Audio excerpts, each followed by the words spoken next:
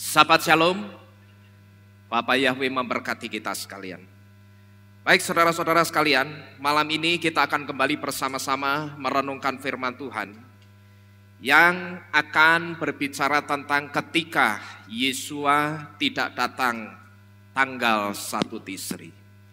Nah Bapak Ibu saudara sekalian, hari ini kita sudah ada di awal bulan yang ke-9, yaitu bulan Kislu.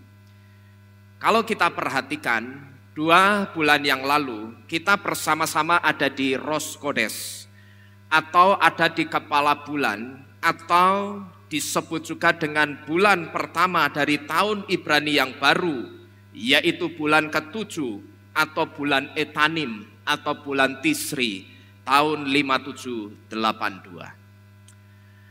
Seperti yang sudah pernah saya sampaikan di tempat ini, bahwa banyak sekali nubuatan tentang waktu kedatangan Yesua yang saya katakan datangnya baik itu dari rabi-rabi Yahudi atau bukan, yang kalau kita perhatikan nubuatannya itu mengarah ke tanggal 1 Tisri, Bapak Ibu Saudara sekalian.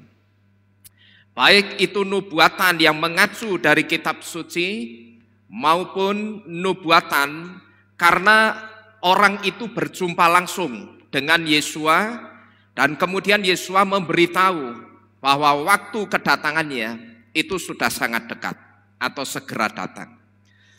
Dan kalau saudara memperhatikan dengan baik, di tempat ini setiap tahun kita itu selalu di warning supaya kita berjaga-jaga mendekati tanggal 1 Tisri. Setiap kita mendekati tanggal 1 Tisri, kita selalu di warning supaya kita itu berjaga-jaga. Karena apa? Karena tidak menutup kemungkinan Yesua itu bisa saja datang pada saat perayaan Yom Teruah saat itu. Karena memang hanya kurang hari raya ini yang belum digenapi oleh Yesua. Nah Bapak Ibu Saudara sekalian, berkaitan dengan waktu kedatangan Yesua yang kedua kali ini, saya perhatikan muncul suatu fenomena.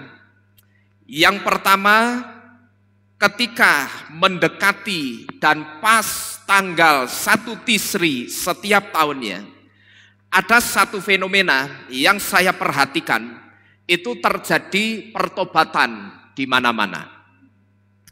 Saya perhatikan di Kehilat juga begitu saudara. Yang biasanya tidak bisa datang ibadah pada malam hari, tapi pada tanggal 1 Tisri kemarin, semuanya saya perhatikan bisa datang. Lalu yang biasanya tidak pernah datang ibadah sama sekali, tapi tanggal 1 Tisri kemarin, semuanya saya perhatikan bisa datang. Bahkan saya masih ingat ketika saya mulai ibadah jam 5 tepat untuk kita adakan praise and worship terlebih dahulu, untuk kita membawa hidup kita dalam satu roh doa. Saat itu saya perhatikan hampir tidak ada yang terlambat datangnya. Dan mungkin saudara, sebelum dan pas tanggal 1 Tisri tepat kemarin, banyak orang yang bertobat dan tidak berani berbuat dosa. Jadi kalau saya sebut setiap tanggal 1 Tisri itu banyak terjadi pertobatan di mana-mana. Ya, sekali lagi saya ulangi, kalau saya sebut setiap tanggal 1 Tisri itu banyak terjadi pertobatan di mana-mana. Nah, tetapi yang jadi pertanyaannya, apakah pertobatan instan seperti ini akan membuat kita diangkat kalau Yesua benar-benar datang saat itu?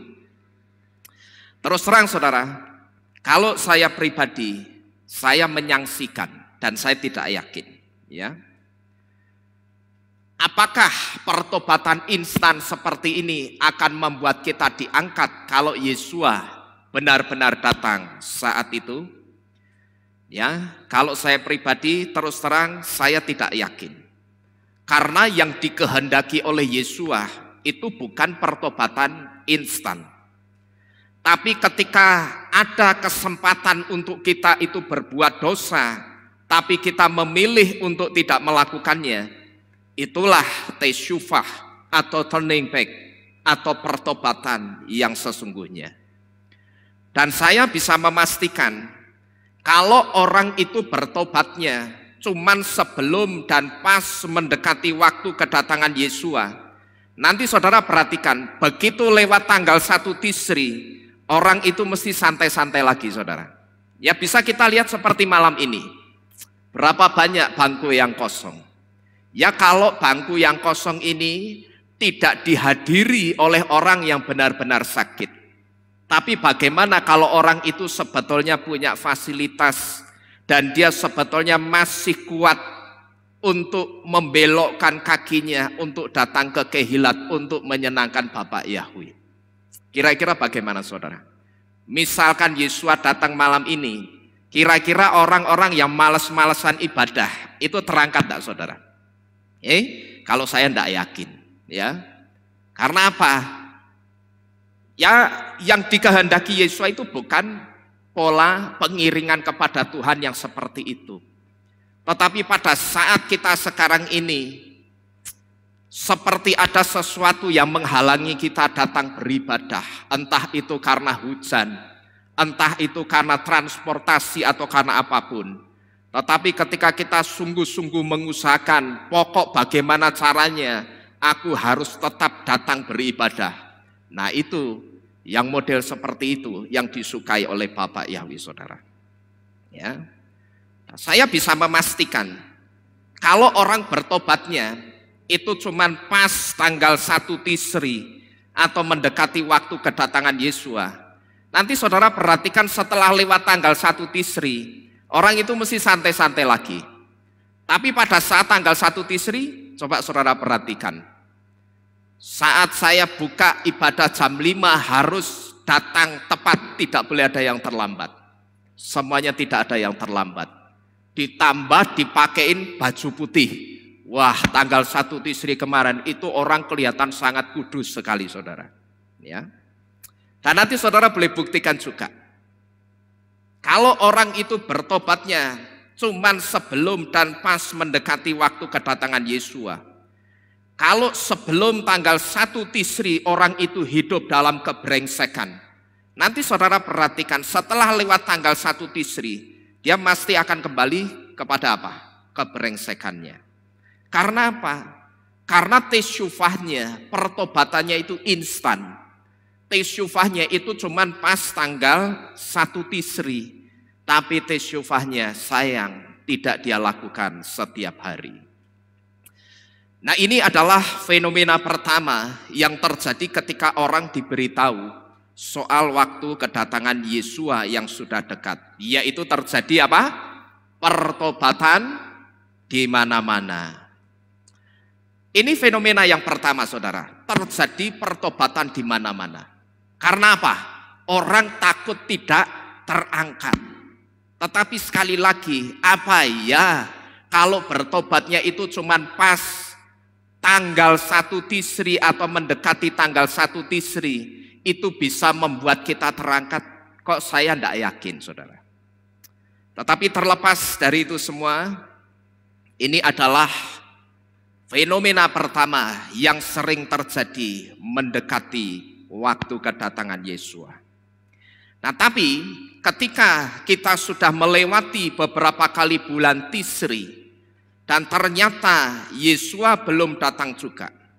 Di situ rupanya banyak muncul komentar-komentar, baik itu komentar yang sifatnya prediksi atau menduga-duga, atau komentar yang bernada sinis atau cibiran yang diarahkan kepada pengajaran soal waktu kedatangan Yesua. Jadi kalau tadi pas tanggal 1 Tisri atau mendekati tanggal 1 Tisri, fenomenanya itu terjadi pertobatan di mana-mana. Tapi setelah lewat tanggal 1 Tisri dan Yesua tidak datang juga saat itu, rupanya saya perhatikan muncul komentar-komentar yang diarahkan kepada pengajaran soal waktu kedatangan Yesua. Dan saya perhatikan komentar yang sifatnya prediksi atau komentar yang sifatnya menduga-duga, itu satu diantaranya mengatakan begini, saudara. Kalau Yesua tidak datang tanggal 1 Tisri, itu sebetulnya karena Yesua sedang menunda kedatangannya. Ya, coba kita baca dulu kitab Matius pasal 25 ayat yang ke-25. Matius 25 ayat yang ke-5. Di situ dikatakan, dan ketika mempelai pria tertunda datang, mereka semua mengantuk, bahkan mulai tidur. Di situ dikatakan, dan ketika mempelai apa itu? Pria tertunda datang, mereka semua mengantuk, bahkan mulai tidur.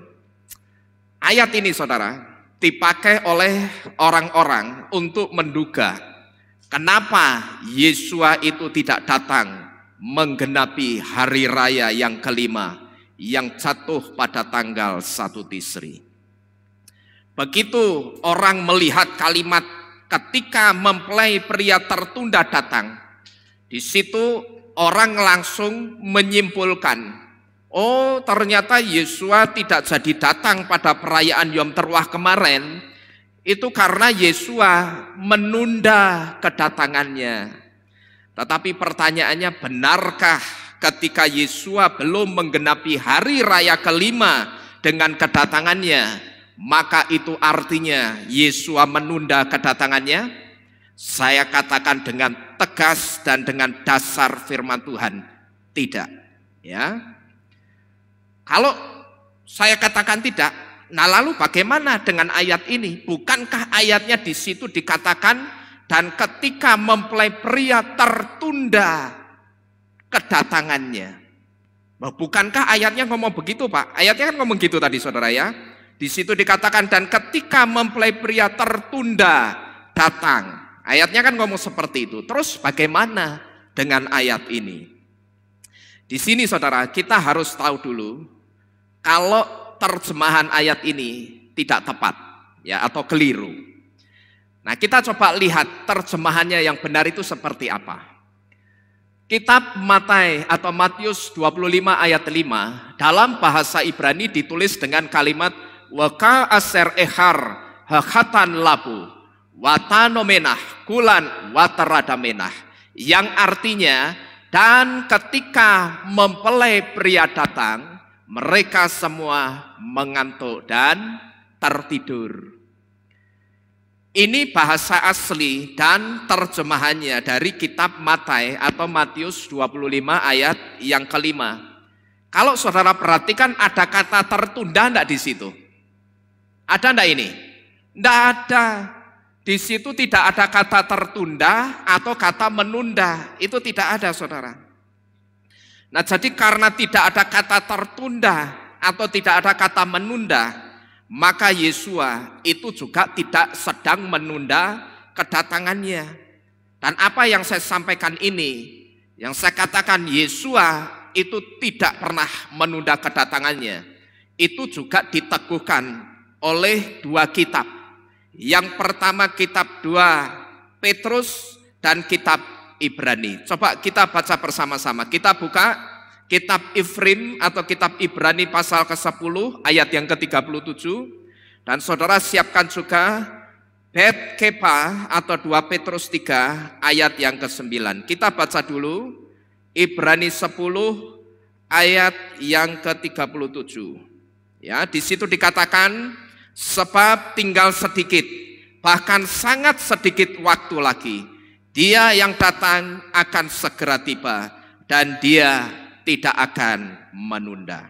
Lalu satu lagi di dalam kitab Bet Kepa atau 2 Petrus 3 ayat 9. Di situ dikatakan Tuhan tidak menunda akan janjinya, sebagaimana beberapa orang menganggapnya apa itu? Penundaan. Sebaliknya Dia bersabar terhadap kita karena tidak menghendaki seorang pun binasa, melainkan supaya semua orang itu memperoleh pertobatan. Ya. Nah, yang dimaksud tidak menunda di sini di kitab 2 Petrus 3 ayat 9 itu tidak menunda apa? Tidak menunda kedatangannya. Coba saudara baca judul perikopnya. Judul perikopnya di situ dikatakan apa? Hari kedatangan Tuhan. Nah, kalau dikatakan judul perikopnya itu hari kedatangan Tuhan, berarti yang dimaksud tidak menunda di 2 Petrus 3 ayat 9 itu tidak menunda kedatangannya, saudara-saudara sekalian. Jadi dari sini kita bisa tahu dugaan Yesua belum datang untuk menggenapi hari raya kelima karena Yesua menunda kedatangannya itu tidak benar, ya. Tapi kalau kita mengacu ke kitab Bet-Kepa atau 2 Petrus 3 ayat 9 tadi, Yesua belum datang, itu sebetulnya karena Yesua itu sedang memberikan kesempatan kepada kita supaya kita itu apa? Bertobat. Tujuannya apa? Tujuannya supaya dengan pertobatan kita semua ini bisa masuk dalam karya keselamatan, ya. Kalau saudara perhatikan 2 Petrus 3 ayat 9 tadi, Yesua itu tidak pernah menunda kedatangannya seperti yang dianggap beberapa orang bahwa Yesua sedang menunda waktu kedatangannya. Tetapi sebaliknya, ketika Yesua belum datang, itu sebetulnya Yesua sedang memberikan satu waktu untuk kita itu bertobat. Yang tujuannya tidak lain, supaya kita, orang-orang yang dikasih Bapa Yahweh itu bisa masuk dalam karya keselamatannya Bapa Yahweh. Jadi sekali lagi, anggapan Yesua menunda kedatangannya itu tidak benar, saudara. Ya, selain karena terjemahan ini keliru, yang kedua dugaan ini juga karena pemahaman yang keliru. Nah, ini adalah komentar pertama yang saya katakan sifatnya itu prediksi atau menduga-duga. Ketika Yesua atau ketika orang itu mendengar bahwa tanggal 1 Tisri nanti itu adalah hari perayaan Yom Teruah. Dan dia juga tahu hanya perayaan Yom Teruah satu-satunya hari raya yang belum digenapi oleh Yesua. Berarti Yesua tidak lain, dia akan datang tepat pada perayaan Yom Teruah. Karena Yesua tidak akan keluar dari garis 7 hari raya. Nah, tapi ternyata begitu dia tunggu-tunggu tanggal 1 Tisri itu dengan kedatangan Yesua, Yesua tidak datang juga. Bahkan saya masih ingat banyak orang yang pada waktu itu sampai sebelum tanggal 1 Tisri dia sudah pesan-pesan sama keluarganya. Dia titip-titipkan semua apa yang dia punya. Nanti besok hari ini, tanggal ini, kalau aku tiba-tiba tidak ada, aku titip ya barang-barangku, aku titip ya keluargaku, gitu saudara. Ya, banyak dulu terjadi fenomena seperti ini. Nah, ternyata begitu tanggal 1 Tisri itu lewat, tanggal 1 Tisri jam 6 lebih 1 detik, loh, kok Yesua belum datang ya? Di situ orang mulai mencari tahu, saudara. Orang mulai mencari-cari, ini sebabnya apa ya? Nah, ketika mereka mencari-cari, mereka menemukan ayat di dalam kitab Matius pasal 25 ayat 5. Tapi sayang yang dibaca terjemahan yang keliru. Maka di situ mereka menyimpulkan, oh ternyata Yesua belum datang. Itu karena Yesua menunda kedatangannya. Padahal terjemahan yang benar dari kitab Matius 25 ayat 5, di situ tidak ada satupun kata yang menggunakan kata dasar tunda, tidak ada. Baik itu tertunda atau menunda, tidak ada sama sekali. Ya. Nah, ini komentar yang pertama yang sifatnya saya katakan prediksi atau menduga-duga. Lalu komentar kedua, itu bukan menduga-duga, saudara. Tetapi kalau saya perhatikan komentarnya ini nadanya lebih sinis atau lebih kepada mencibir atau mengejek. Nah, komentar kedua ini mengatakan begini, saudara. Nubuatan Yesua akan datang tanggal 1 Tisri itu ngawur. Yang ngajar itu sok tahu. Ya. Ini komentar yang kedua. Orang mengatakan nubuatan Yesua akan datang tanggal 1 Tisri itu ngawur. Yang ngajar itu sok tahu. Bahkan mungkin ketika mengatakan seperti itu, orang tersebut mengatakan sambil tertawa, terkekeh-kekeh seperti ini. Ya. Lalu orang itu mengatakan, wong kitab suci saja tidak pernah nulis kok Yesua akan datang tanggal 1 Tisri. Bukankah soal waktu kedatangan Yesua tidak ada yang tahu termasuk Yesua dan malaikat kecuali Bapa? Nah, kemudian mereka memakai ayat-ayat yang ada di depan ini sebagai dasar mereka mengatakan seperti itu. Coba kita baca dulu. Yang pertama, kita baca kitab Matius pasal 24 ayat yang ke-36. Di situ dikatakan, namun mengenai hari dan saat itu tidak ada seorang pun mengetahuinya. Bahkan para malaikat di Syamayim pun tidak, kecuali Bapakku saja.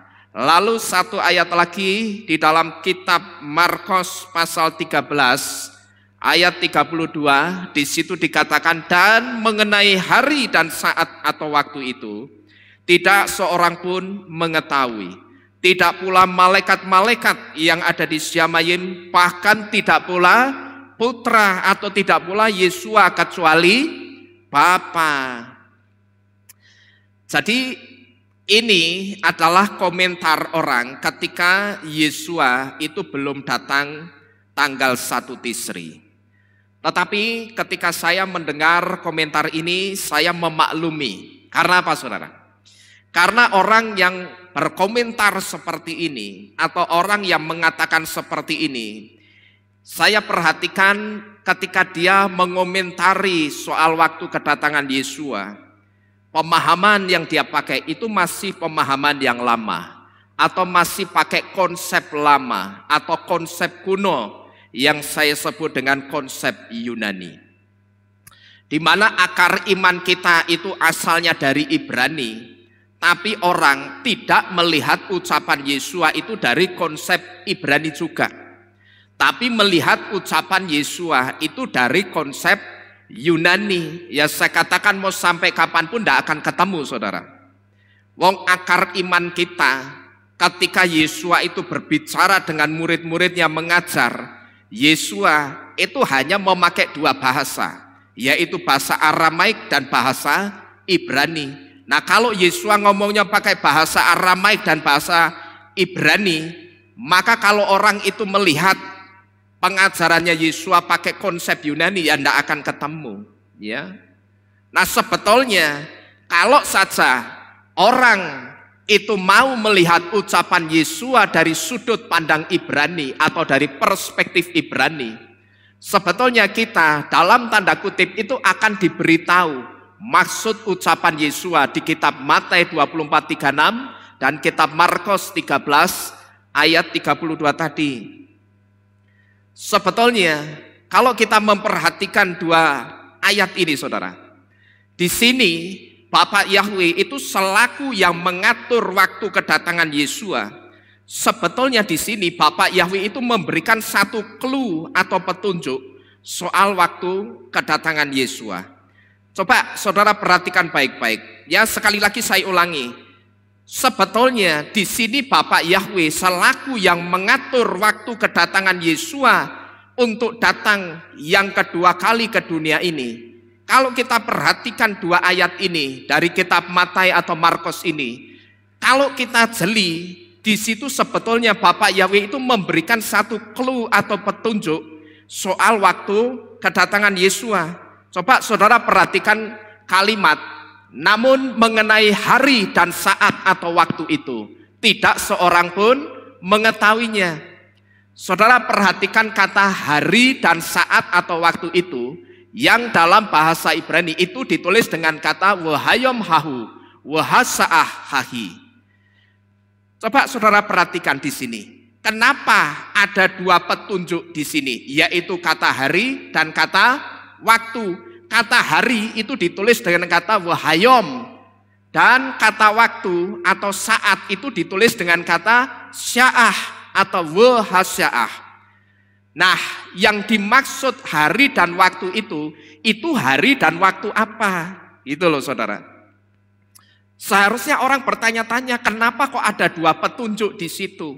Yang pertama petunjuk yang menggunakan kata hari, dan yang kedua petunjuk yang menggunakan kata saat atau waktu itu. Nah, seharusnya orang curiga. Jangan asal ditelan mentah-mentah. Baca firman lalu ditelan mentah-mentah, ya tidak akan ketemu. Di situ seharusnya orang curiga. Kenapa ketika mengatakan soal waktu kedatangannya, di situ ada dua petunjuk yang menggunakan kata hari dan kata waktu. Adanya dua petunjuk ini sebetulnya clue atau petunjuk dari Bapak Yahweh. Jadi dengan kata lain, kita ini sebetulnya diberitahu sama Bapak Yahweh. Cuman apa yang diberitahukan Bapak Yahweh kepada kita, atau apa yang disampaikan Bapak Yahweh kepada kita, petunjuknya itu masih dalam wujud profesi atau nubuatan.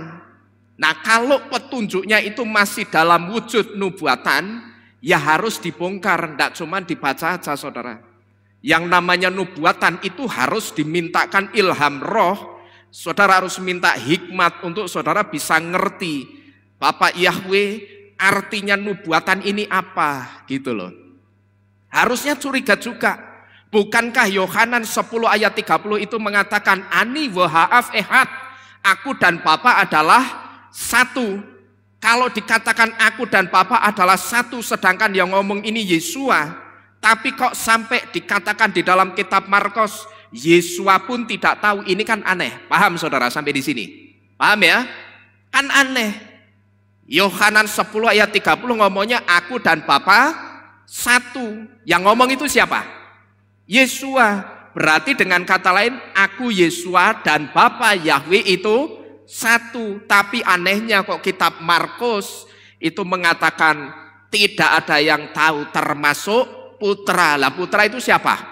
Yesua. Orang harusnya curiga sampai di sini gitu loh. Kenapa katanya Bapa Yahweh dan Yesua itu satu, tapi waktu kedatangannya kok Yesua tidak tahu? Itu. Jadi sebetulnya ini adalah satu clue atau petunjuk dari Bapa Yahweh. Dengan kata lain, sebetulnya kita itu diberitahu Bapa Yahweh, cuman apa yang diberitahukan Bapa Yahweh kepada kita itu masih dalam bentuk nubuatan. Lah kalau yang namanya nubuatan itu harus dibongkar gitu loh. Harus dibongkar, enggak bisa cuman dibaca aja. Kalau cuman dibaca ya sudah. Paling-paling kalau ditanya, Tuhan Yesua datangnya kapan kira-kira? Jawabannya paling apa? Selalu apa? Tidak ada yang tahu. Wong kitab suci kan sudah ngomong, malaikat enggak tahu, putra enggak tahu, kecuali Bapa. Kalau hanya dibaca, nubuatan, kalau hanya dibaca, ya paling-paling kalau ditanya kapan Yesua datang, orang selalu akan mengatakan tidak ada yang tahu. Nah petunjuk ini saudara, ini sama persis dengan petunjuk untuk membongkar waktu kelahiran Yesua, yang petunjuknya itu ditaruh Bapak Yahweh di kitab Lukas pasal 2 ayat pertama pada kata pada masa itu. Ya, petunjuk yang diberikan untuk mengetahui soal waktu kedatangan Yesua ini sebetulnya petunjuk yang sama ketika Bapak Yahweh memberikan petunjuk untuk mengetahui kapan sebenarnya Yesua itu lahir. Apakah tanggal 25 Desember?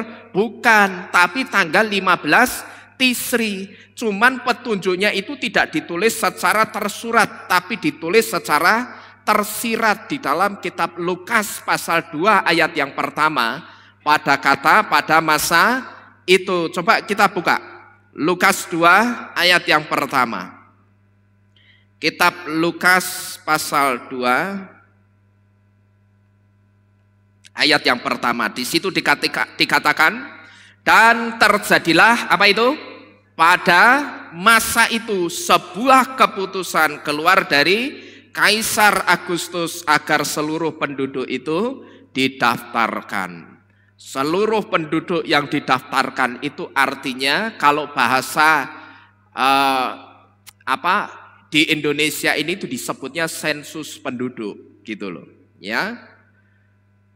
Ketika orang Kristen membaca kitab Lukas pasal 2 ayat 1 ini, selama ini saya perhatikan orang Kristen itu konsennya hanya dengan sensusnya Kaisar Agustus. Tapi orang Kristen tidak pernah konsen dengan kata pada masa itu. Seharusnya orang Kristen curiga, pada masa itu masa apa? Harusnya dibuat satu pertanyaan seperti itu. Kok pada masa itu atau pada waktu itu Kaisar Agustus itu membuat sensus penduduk gitu loh. Nah, seharusnya orang bertanya seperti ini, bukan konsen ke soal sensus penduduknya atau penduduk Israel yang didaftarkan.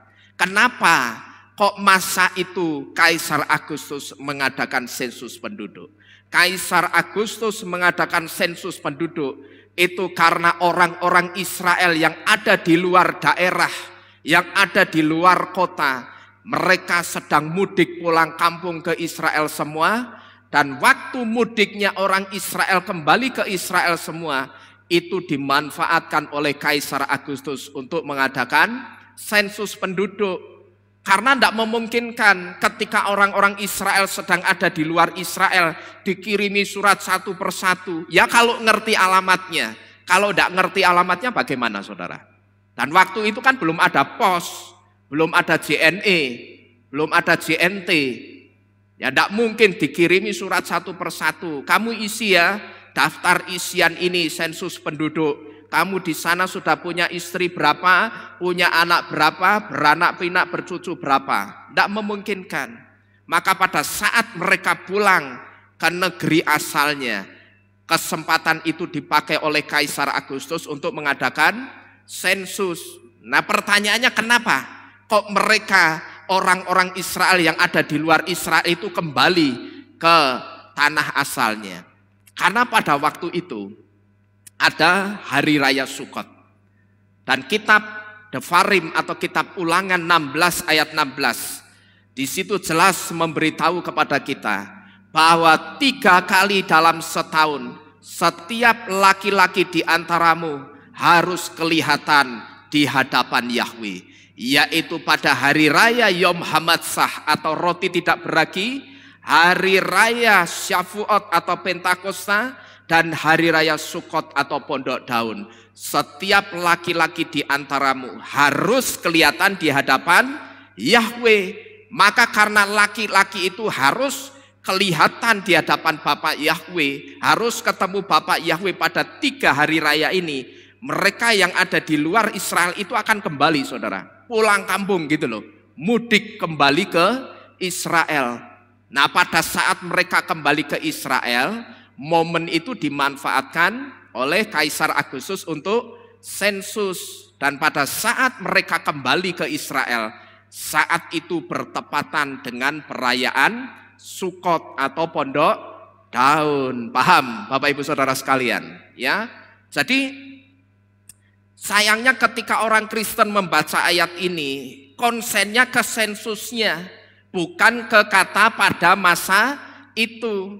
Kalau orang Kristen konsen kepada masa itu akan curiga loh, masa itu masa apa ya? Nah di situ orang akan tertarik untuk mencari tahu. Dan pasti kalau orang tertarik untuk mencari tahu, orang akan disingkapkan. Disitulah di kitab Lukas 2 ayat yang pertama, di kalimat yang sederhana yang dikatakan pada masa itu, di situ menyingkapkan atau menyimpan satu rahasia tentang waktu kelahiran Yeshua HaMasyiah, Tuhan dan Juru Selamat kita. Amin. Kita kembali ke firman Tuhan soal kitab Matius 24 ayat 36 tadi saudara. Ya, yang dikatakan bahwa soal waktu kedatangannya itu tidak ada yang tahu.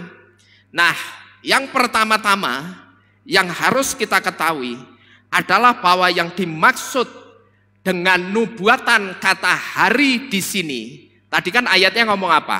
Namun mengenai hari dan saat atau waktu itu tidak ada seorang pun yang mengetahuinya.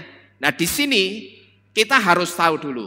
Kalau tadi ada kata namun mengenai hari dan saat atau waktu itu tidak ada yang mengetahuinya, yang pertama-tama yang harus kita ketahui dulu adalah bahwa yang dimaksud dengan nubuatan kata hari di sini ini mengarah ke satu di antara 7 hari raya, yaitu Yom Teruah atau hari raya peniupan nafiri.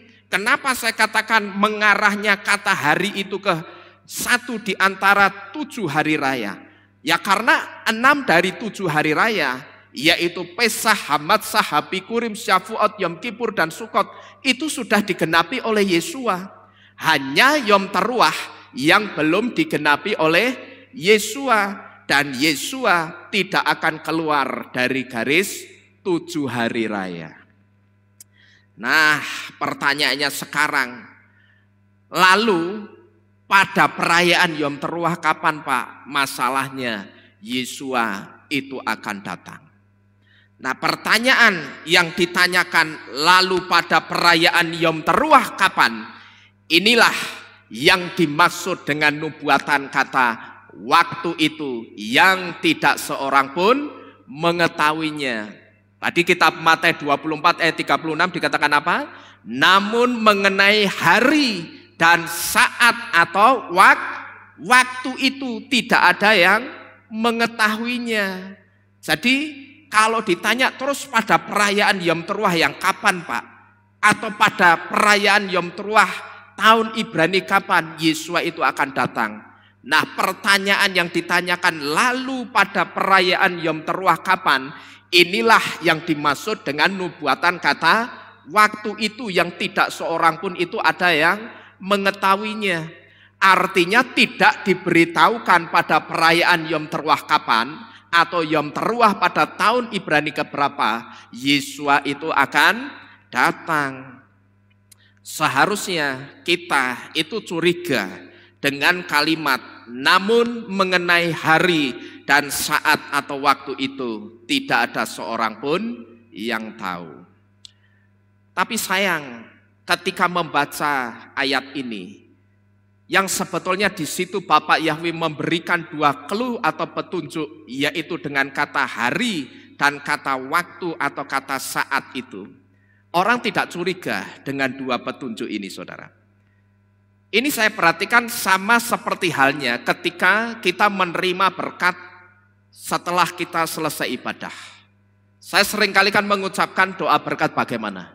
Baruch atabair, o baruch atabasadeh. Diberkatilah engkau di Ir itu apa? Di kota dan di ladang. Kenapa? Di situ ada 2 tempat yang sama untuk bekerja, tapi diucapkan di dalam doa berkat ini. Nah, harusnya orang curiga gitu loh saudara ya. Tapi saya sudah menerangkan ini di firman yang sebelumnya yang judulnya Baruch atau berkat. Saya tidak akan menerangkan lagi. Nah, tetapi saya katakan ketika orang itu kemudian tidak menjadi curiga dengan 2 petunjuk ini, saya katakan ini wajar saudara.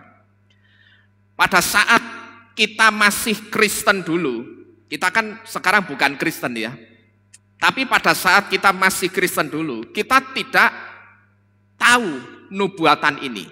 Ya, dulu pada saat kita statusnya itu masih Kristen, iman kita masih disebut Kristen, kita tidak pernah tahu soal nubuatan ini. Karena apa? Karena kiblat kita itu dulu masih kemana? Masih ke Yunani. Dan saya katakan selama kekristenan itu tidak keluar dari kiblat Yunani dan masuk ke akar Ibrani, sampai kapanpun kekristenan tidak akan pernah disingkapkan apapun. Ya, perhatikan ini baik-baik. Selama kekristenan itu tidak keluar dari kiblat Yunani, sampai kapanpun kekristenan tidak akan pernah disingkapkan rahasia apapun. Jadi soal kedatangan Yesua, sebetulnya kita itu diberitahu oleh Bapa Yahweh, yaitu pada hari peniupan Nafiri atau Yom Teruah. Tapi pada peniupan Nafiri atau perayaan Yom Teruah yang kapan atau tahun berapa, itu yang tidak pernah diberitahukan kepada kita tahun Ibrani keberapanya. Nah, inilah yang dimaksud dengan nubuatan soal hari dan saat atau waktu itu tidak ada yang mengetahuinya. Nah, lalu kemudian ada satu pertanyaan yang muncul lagi seperti ini, saudara. Kenapa kita sudah beberapa kali melewati tanggal 1 Tisri, tapi kok kenyataannya Yesua tidak datang juga pada perayaan Yom Teruah? Tadi kita sudah diberitahu bahwa satu-satunya hari raya yang belum digenapi Yesua itu hanya hari raya Yom Teruah atau peniupan Nafiri. Tapi kenapa kita kan sudah beberapa kali melewati tanggal 1 Tisri setiap tahunnya. Bahkan ini sudah 5.782 tanggal 1 Tisri. Jadi tanggal 1 Tisrinya itu sudah ada berapa? 5.782. Lah kok bisa? Ya karena sekarang tahun Ibraninya berapa? 5782. Jadi kita itu sudah melewati 5.782 tanggal 1 Tisri. Tapi kenapa kenyataannya Yesua tidak datang juga pada perayaan Yom Teruah? Di sini Bapak Ibu Saudara sekalian, ada satu hal yang harus kita ketahui lagi, yang tidak banyak orang yang tahu soal ini. Bahwa dalam tanggal 1 bulan ke-7 atau bulan Etanim atau bulan Tisri, itu tidak hanya ada momen perayaan Yom Teruah atau peniupan Nafiri. Tapi selain perayaan Yom Teruah, 1 Tisri juga adalah hari lahir bumi. Itu yang pertama. Dan 1 Tisri itu juga Yom Hadin atau hari penghakiman. Nah, ini yang harus kita ngerti dulu. Bahwa dalam tanggal 1 bulan ke-7 atau bulan Etanim atau bulan Tisri, bulan Etanim itu nama bulan dalam almanak Mesir kalau tidak salah ya. Kalau Tisri ini almanak dalam almanak Babel. Jadi Tisri itu bukan Ibrani. Kalau Ibrani Bapak Yahweh itu ngomongnya dalam bulan ke-1, ke-2, ke-3, ke-4, 5, 6, 7 dan seterusnya sampai 12. Jadi dalam tanggal 1 bulan ke-7 atau bulan Etanim atau bulan Tisri tidak hanya ada momen perayaan Yom Teruah atau peniupan Nafiri. Tapi selain perayaan Yom Teruah, 1 Tisri juga adalah hari lahir bumi.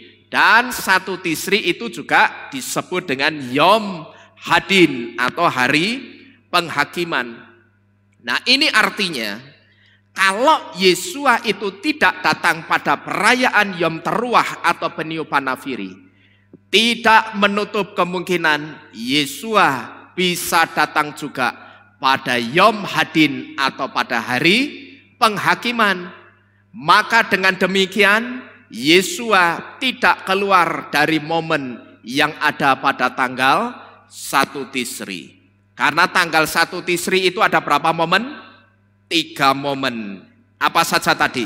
Yang pertama, hari lahirnya bumi. Yang kedua ada perayaan Yom Teruah atau peniupan Nafiri. Dan tanggal 1 Tisri itu juga Yom Hadin atau hari penghakiman.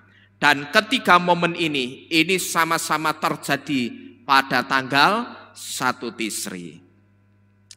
Jadi kita harus tahu yang seperti ini, saudara. Jangan kita tahu membaca kitab suci itu hanya lewat sambil lalu begitu saja. Karena sebetulnya kitab suci kita itu banyak menyimpan nubuatan-nubuatan. Bahkan saya katakan nubuatan-nubuatan itu ada di setiap kata per kata. Kalau kita jeli, kita teliti, di situ sebetulnya banyak hal-hal rahasia-rahasia yang ditaruh atau disimpan Bapa Yahweh di dalam setiap kata-kata di dalam kitab suci yang kita baca. Nah sekarang Bapak Ibu Saudara sekalian, kalau kita sudah ngerti ini, lalu apa yang harus kita lakukan kalau sampai saat ini Yesua belum datang juga? Saat-saat seperti ini saudara, kita itu jangan ikut-ikutan orang yang suka mencibir. Ya, perhatikan baik-baik. Kalau di sini ditanyakan, terus yang harus kita lakukan sekarang ini apa? Kalau sampai sekarang ini Yesua belum datang, itu kita mesti ngapain? Kalau kita mengacu kepada poin kedua malam ini, saat-saat seperti ini, kita jangan pernah ikut-ikutan orang yang mulutnya itu suka mencibir. Yang suka mencibir pengajaran-pengajaran yang arahnya kepada waktu kedatangan Yesua. Karena apa saudara? Karena kalau sampai saudara ikut mencibir, ikut-ikutan nyibir, ikut-ikutan ngecek atau menjelek-jelekan, dan saudara ikut-ikutan mentertawakan pengajaran yang mengajarkan kita soal waktu kedatangan Yesua ini. Saudara tahu, kita itu sama saja sedang menyaksikan kedatangan Yesua. Kita sama saja sedang meragukan soal kedatangan Yesua. Orang mencibir itu karena mereka tidak tahu. Tapi saya katakan mau tahu bagaimana kalau kiblatnya itu masih ke Yunani. Ya enggak bisa. Wong Yesua, Bapa Yahweh ketika berbicara, Yesua dan Bapa Yahweh itu hanya berbicara dalam dua bahasa, yaitu bahasa Aramaik dan bahasa Ibrani. Lah kalau orang melihat perkataan atau pengajarannya Yesua itu kiblatnya masih ke Yunani, ya mau ngerti sampai kapan? Ya tidak akan ngerti saudara.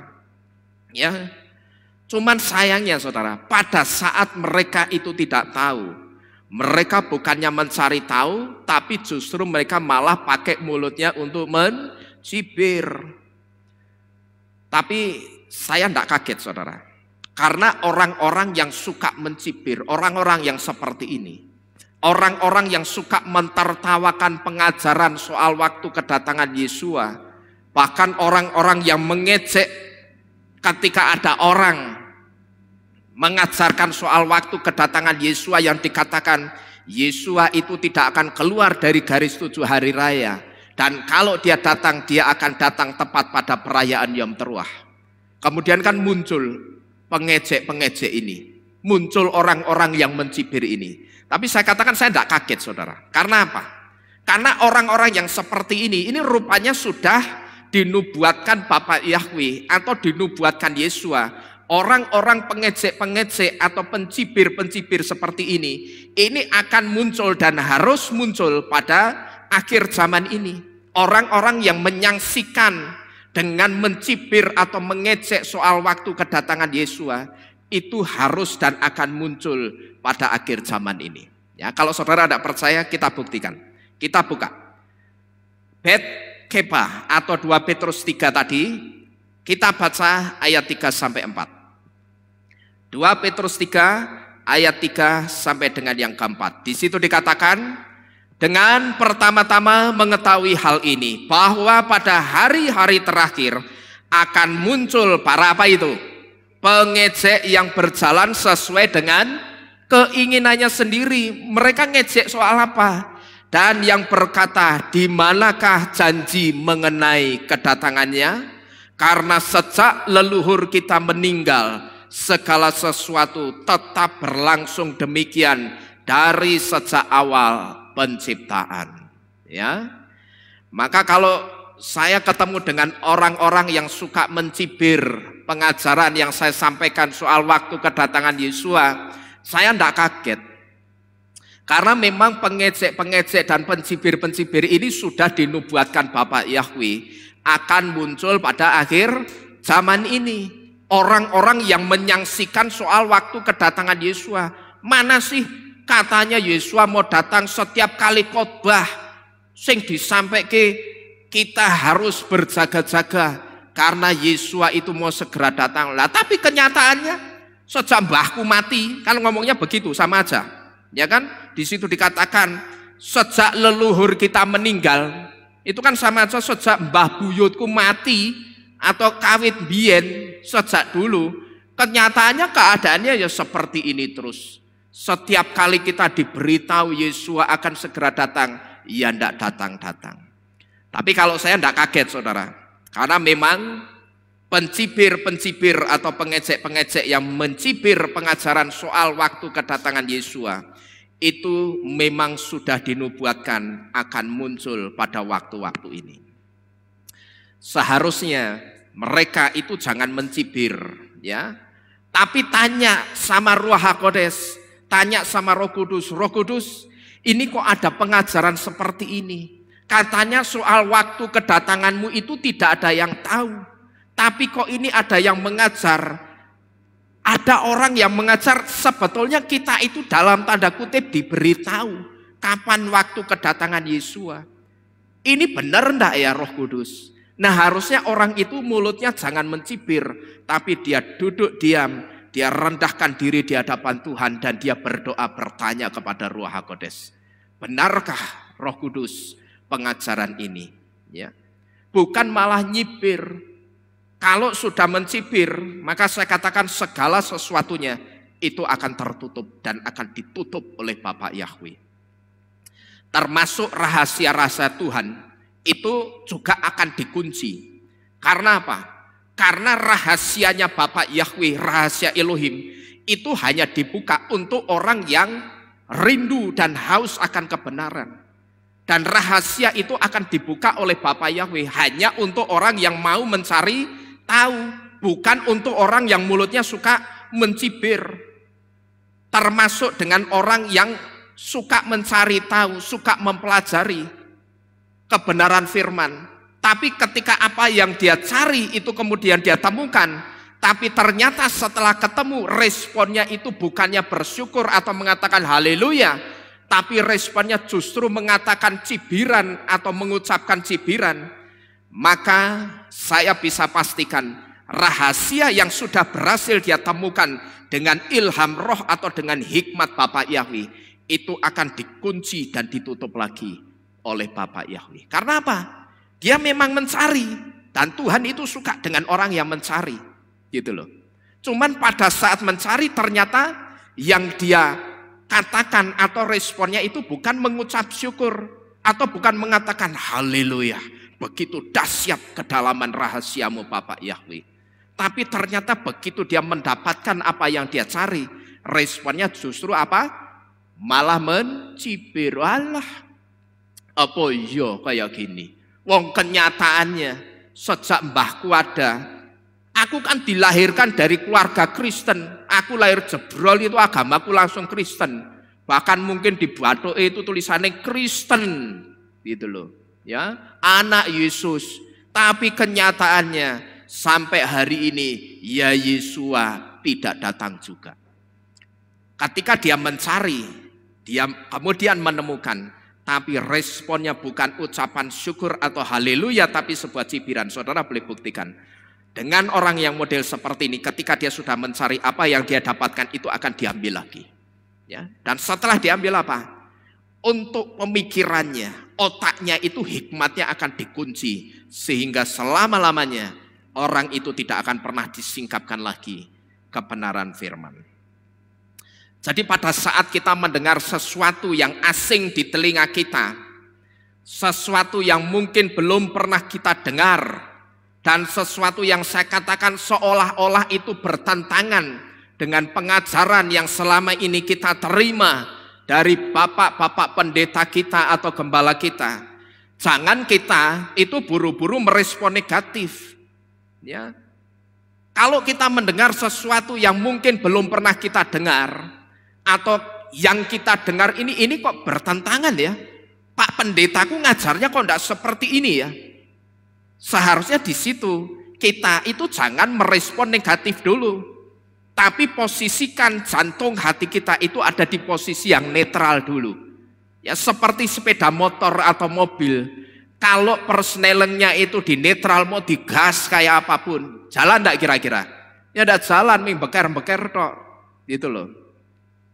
Seharusnya yang benar itu posisikan jantung hati kita itu ada di posisi yang netral dulu. Terima dulu setiap pengetahuan yang baru, setiap pengajaran yang baru itu terima dulu.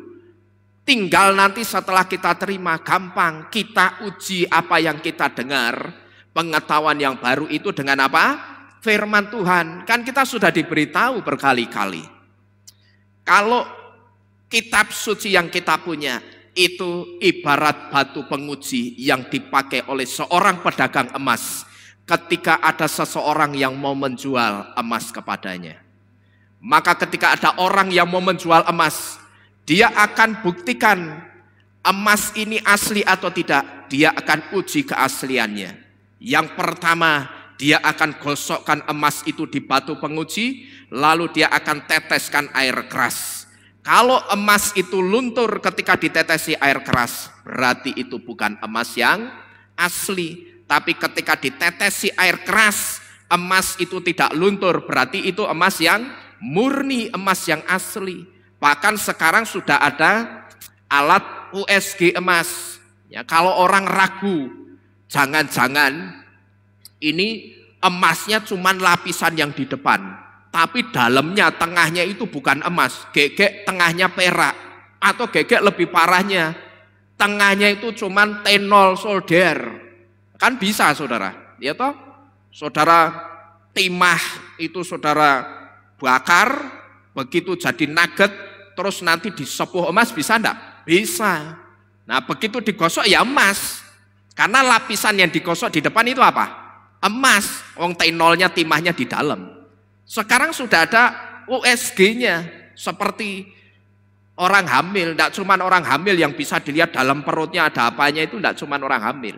Tapi emas itu bisa ada alat USG-nya juga, dimasukkan ke satu kotak alat itu, ditaruh lalu dia akan dilihat oleh komputer.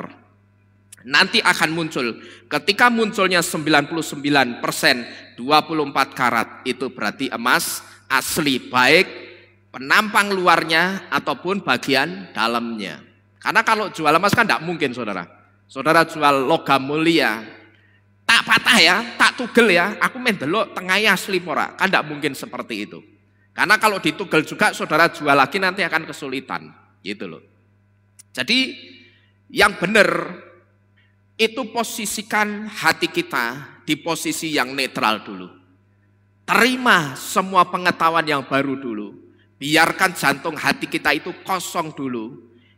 Pengetahuan yang lama yang kita terima dari Bapak Pendeta kita, keluarkan dulu juga dari hati.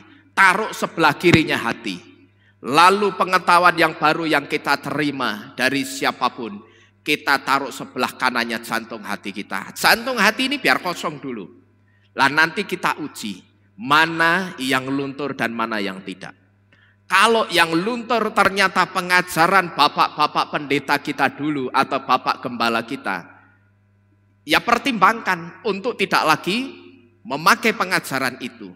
Tapi kalau ternyata yang kita terima yang baru itu tidak luntur dan itu asli, maka pertimbangkanlah juga untuk menerima apa yang baru yang sudah kita dengar.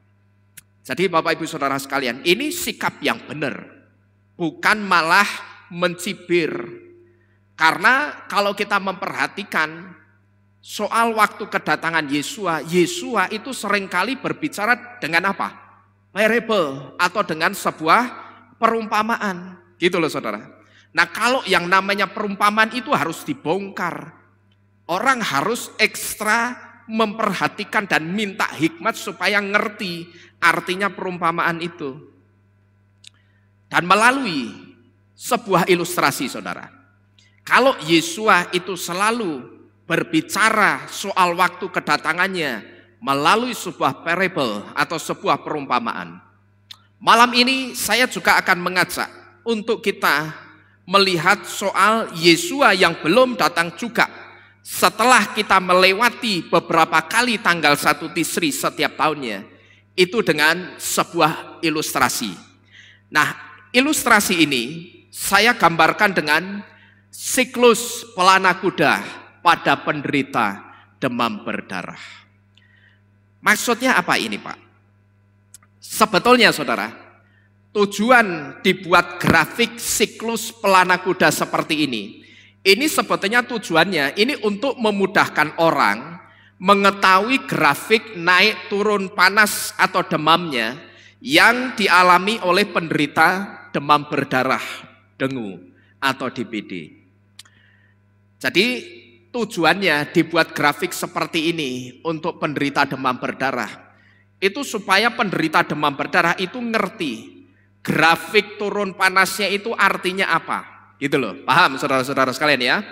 Jadi dibuat grafik untuk apa tadi? Memudahkan orang ngerti. Ini kok panasku itu naik, tapi nanti turun lagi, terus naik lagi. Ini maksudnya apa? Lah ini sebetulnya aku itu sedang sakit apa?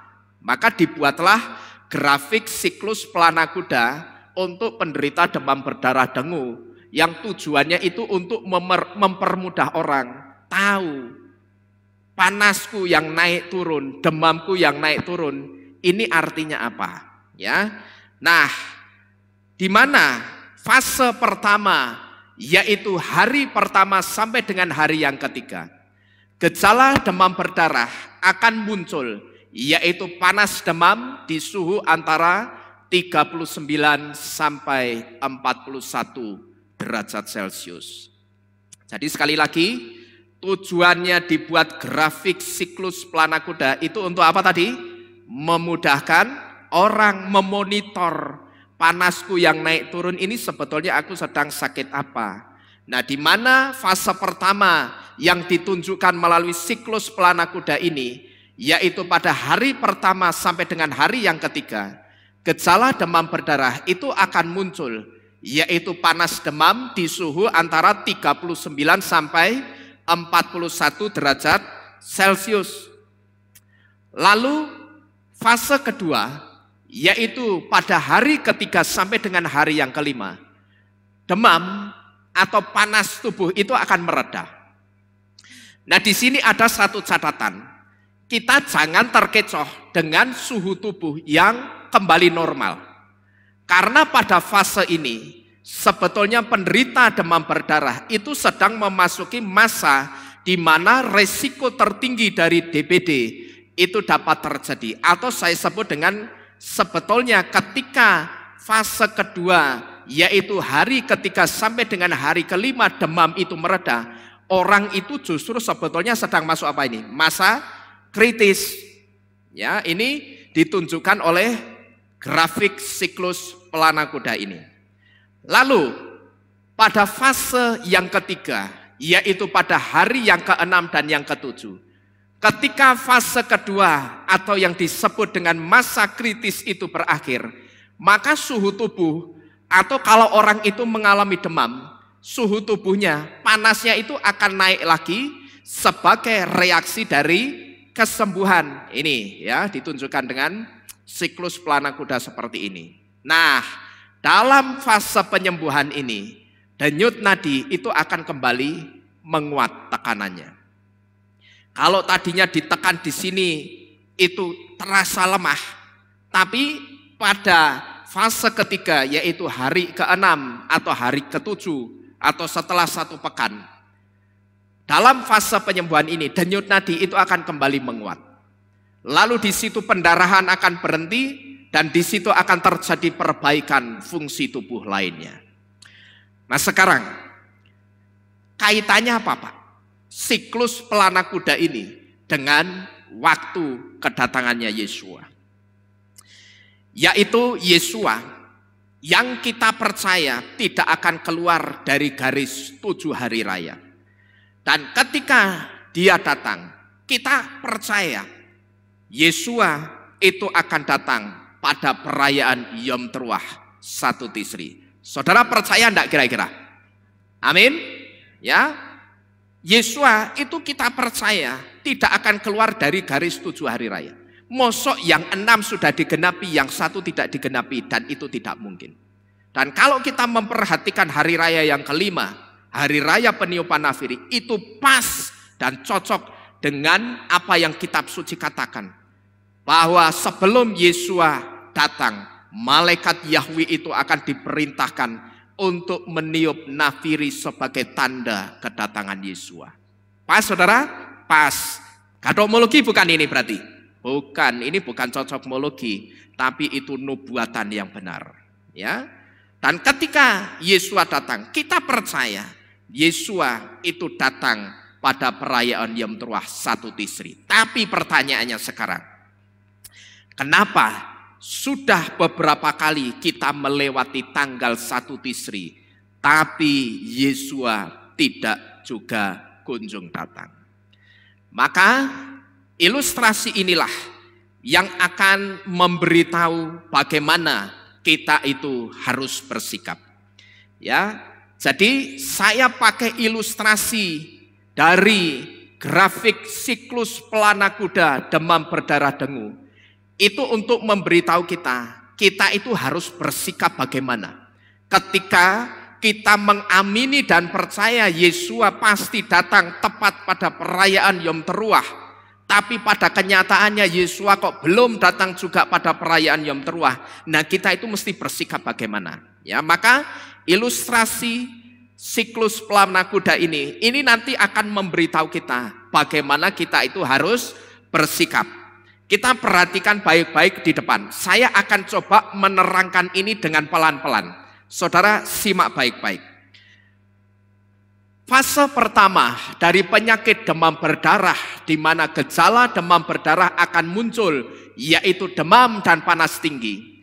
Fase ini adalah gambaran dari euforia, pemberitaan waktu kedatangan Yesua yang sedang rame-ramenya atau sedang puncaknya dibicarakan orang, dan pesan itu juga di warning atau diperingatkan kepada kita, saudara-saudara sekalian.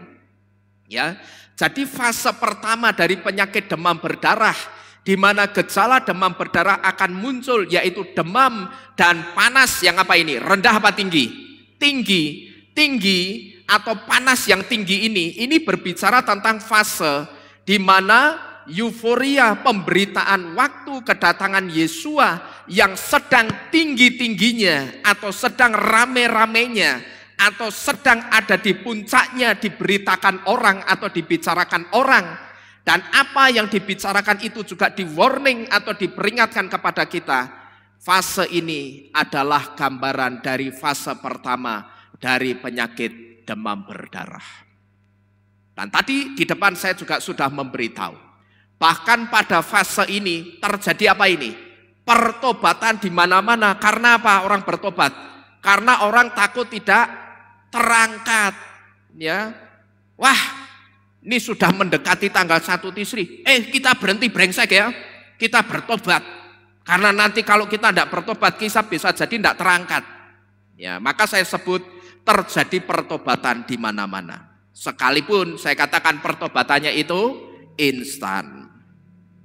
Setiap mendekati tanggal 1 Tisri, kita akan selalu di warning supaya berjaga-jaga. Betul saudara? Ya. Karena tidak menutup kemungkinan Yesua akan datang pada perayaan Yom Teruah untuk menggenapi 7 hari raya. Dan biasanya mendekati waktu-waktu ini, orang akan mengadakan tesyufah atau turning back, atau dalam bahasa yang lebih mudah dimengerti, orang akan mengadakan pertobatan. Sampai di sini dulu, di fase yang pertama. Gambaran ini saudara bisa memahami enggak? Bisa ya? Oke. Kemudian yang berikutnya. Dan fase kedua dari penyakit demam berdarah, di mana suhu tubuh kembali normal dan orang beranggapan sudah sembuh. Fase ini adalah gambaran masa setelah lewat tanggal 1 Tisri, di mana euforia tentang waktu kedatangan Yesua itu sudah mulai meredup, sudah tidak tinggi-tinggi lagi, sudah tidak ramai dibicarakan orang. Kalau kemudian pendeta khotbahnya juga bukan soal waktu kedatangan Yesua, itu artinya sudah mulai meredup, sudah tidak tinggi-tingginya, sudah tidak puncak-puncaknya dibicarakan orang. Biasanya pada fase ini saudara, tidak jarang orang itu mulai kembali ke sifat aslinya dan kebiasaan hidup lamanya sebelum tesyufah atau sebelum bertobat. Ya, saya gambarkan dengan orang ini. Kalau pas semua bertobat, wah hartanya dipersembahkan semua kepada Bapak Yahweh. Ya toh? Tapi begitu ternyata lewat tanggal 1 Tisri kekep meneh sama duit. Yang tadinya mengembalikan milik Tuhan itu setia, sekarang wah ora usah, ora perlu. Kenyataannya Yesus tidak datang kok. Ya, rasa perpuluhan, tidak usah mengembalikan milik Bapak Yahweh. Nanti saja kalau sudah mendekati waktu kedatangan Yesua. Atau kalau orang itu hidup dalam kebrengsekan, kita bertobat, ya harus bertobat. Karena kalau tidak bertobat bisa jadi kita tidak terangkat. Maka di sini dikatakan biasanya pada fase ini tidak jarang orang mulai kembali ke sifat aslinya dan kebiasaan lamanya sebelum orang itu mengadakan tesyufah atau pertobatan. Di Kehilat, saya perhatikan juga begitu saudara. Yang biasanya tidak pernah datang ibadah, tapi tanggal 1 Tisri semuanya ada di Kehilat. Tapi orang yang bersikap seperti ini, sebetulnya orang itu lupa satu hal. Bahwa ketika dia bersikap, dia kembali ke kehidupan lamanya, atau pola kehidupan lamanya, atau sifat aslinya dan kebiasaan lamanya sebelum dia bertobat.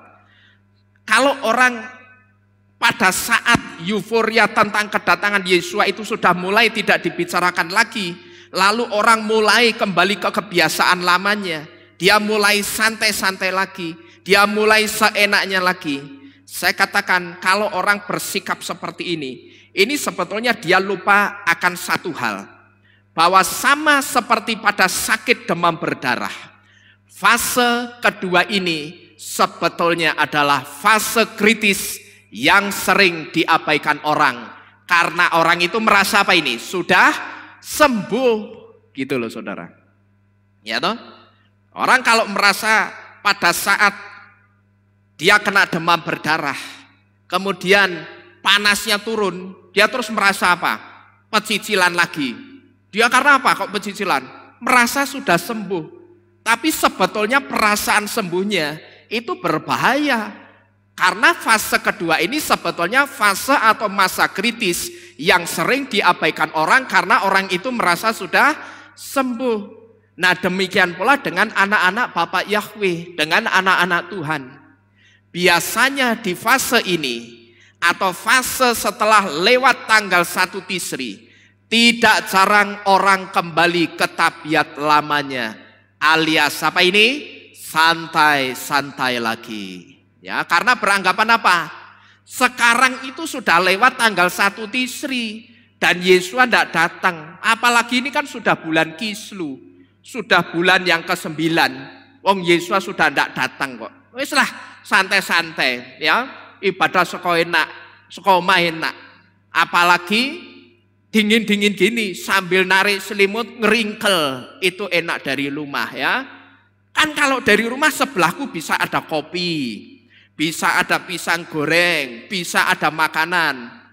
Dan kalau dari rumah aku sambil koloran juga tidak apa-apa. Ya, bahkan sambil rebahan, sambil tiduran itu juga bisa.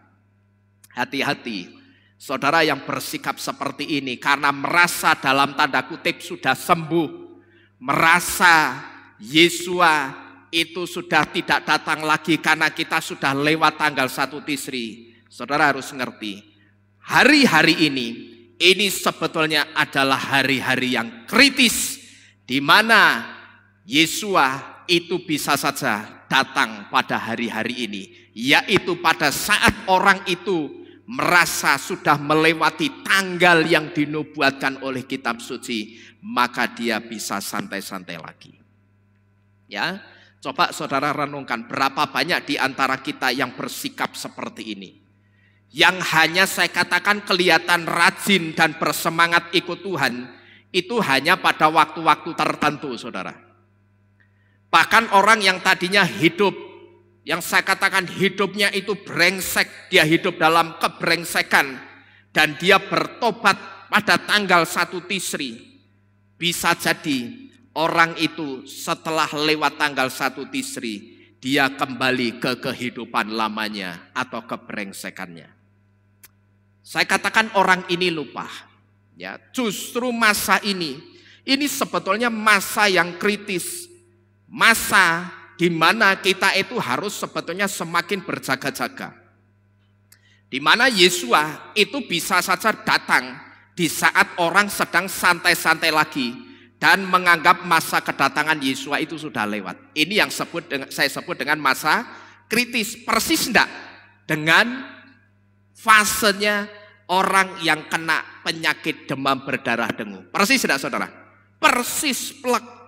Maka karena persis saya angkat ilustrasi ini untuk menggambarkan waktu-waktu ini yang adalah waktu-waktu yang sudah lewat tanggal 1 Tisri. Karena apa saudara-saudara sekalian? Ya, karena sama seperti fase berikutnya pada penyakit demam berdarah, di mana suhu tubuh akan kembali naik sebagai reaksi dari kesembuhan.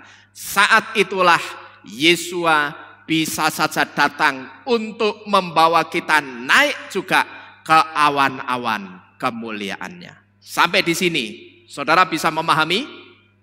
Ya, jadi sama seperti fase berikutnya pada penyakit demam berdarah di mana suhu tubuh akan kembali naik sebagai reaksi dari kesembuhannya. Saat itulah Yesua itu bisa saja datang untuk membawa kita apa? Naik ke awan-awan kemuliaannya. Artinya terjadi apa? Rapture atau pengangkatan. Pertanyaannya sekarang, bagaimana kalau kita sedang santai-santai, tiba-tiba Yesua datang? Apa ya kita akan terangkat saudara? Terus terang, saya tidak yakin. Karena apa? Karena persiapan roh yang dikehendaki Yesua itu bukan persiapan dadaan, tapi persiapan diri sejak segala sesuatu tentang kedatangan Yesua itu tidak di warning atau belum di warning atau belum diperingatkan sama sekali kepada kita. Ya, saudara perhatikan ini baik-baik.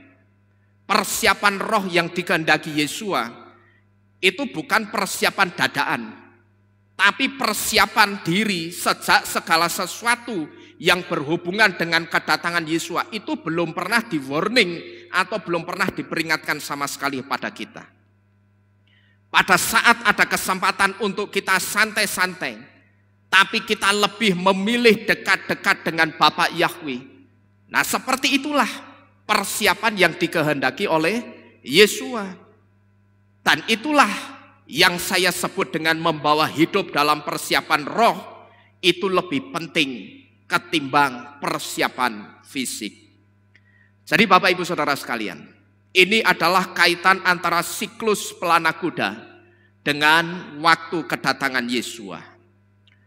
Melalui siklus ini kita diberitahu bagaimana kita harus bersikap pada saat menunggu waktu kedatangan Yesua. Hari ini kita diberitahu dengan jelas. Saya mau tanya dulu, sampai di 3 fase siklus pelana kuda ini, mana yang saudara belum jelas? Saudara boleh tanya, angkat tangan, silahkan. Ya, saya tunggu. Bapak Ibu Saudara sudah jelas semua? Sudah ya? Jadi ini adalah kaitan antara siklus pelana kuda dengan waktu kedatangan Yesua. Melalui siklus ini kita diberitahu saudara, bagaimana kita harus bersikap pada saat menunggu waktu kedatangan Yesua. Jadi pesan firman Tuhan malam ini yang bisa saya bagikan buat saudara, siapkan tubuh dan jiwa rohmu sebaik mungkin, karena sewaktu-waktu Yesua itu bisa saja datang untuk menjemput kita. Ya, persiapkan tubuh dan jiwa rohmu itu sebaik mungkin, karena sewaktu-waktu Yesua itu bisa saja datang untuk menjemput kita. Amin. Bapak Yahweh memberkati saudara sekalian. Kita tunduk di dalam doa, kita akhiri firman pada malam hari ini.